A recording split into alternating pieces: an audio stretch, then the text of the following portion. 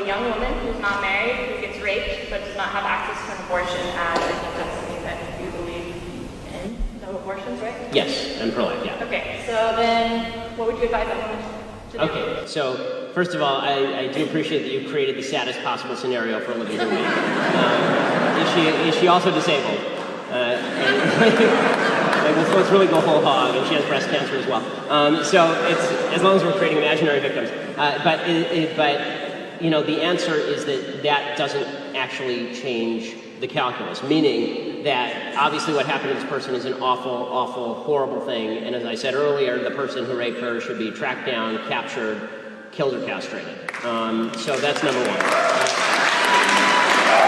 As far as the morality of abortion does not change based on need, right? So the fact that she's poor and needs an abortion doesn't change whether she was rich or needs an abortion or poor, because the abortion argument really comes down to, do you think this is a life or not? If you don't think it's a life, you can do whatever you want with it. If you think it's a life, you can't do anything with it.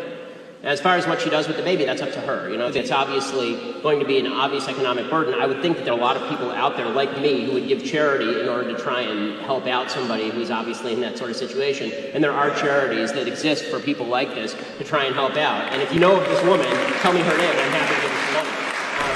So I'm just wondering, because there is the health of the woman that's taken into question, and she doesn't have the money to have proper health care, or as well as the fact that if she's in college, there's a good chance that she won't be able to continue college. Okay, the idea that what about the health of the mother? So my view on abortion, again, the morality of killing a baby does not change as long as the baby's not actually threatening the life of the mother. In the cases where the baby threatens the life of the mother, like for example, you have a case where a woman has actual breast cancer and she needs chemotherapy, and she's pregnant, but the chemotherapy will abort the baby, which actually does happen, right?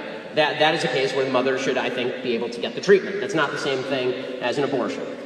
So they're actually treating the mother for what she's got, and the byproduct of that is the baby is terminated, the baby's killed, basically. I do think that it's important to note two things. One, the solution to something horrible happening is not another horrible thing happening in the killing of a baby, which I think is actually horrible.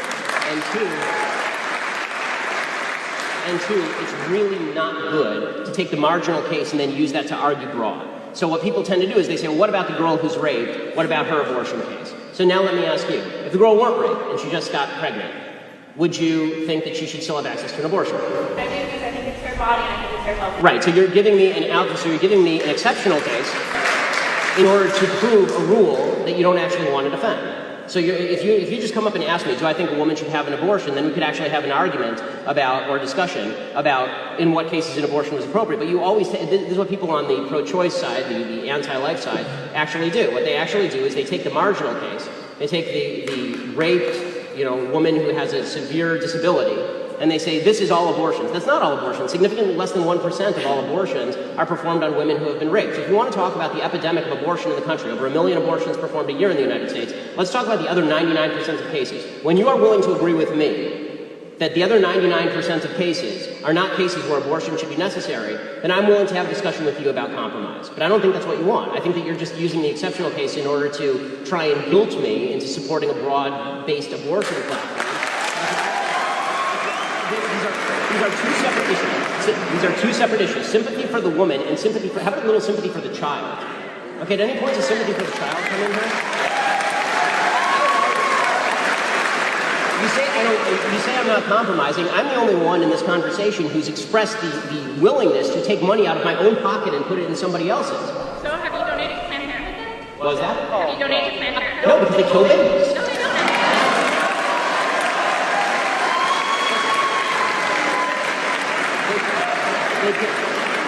They kill 300,000 unborn children a year. No, I don't donate to a baby genocidal organization.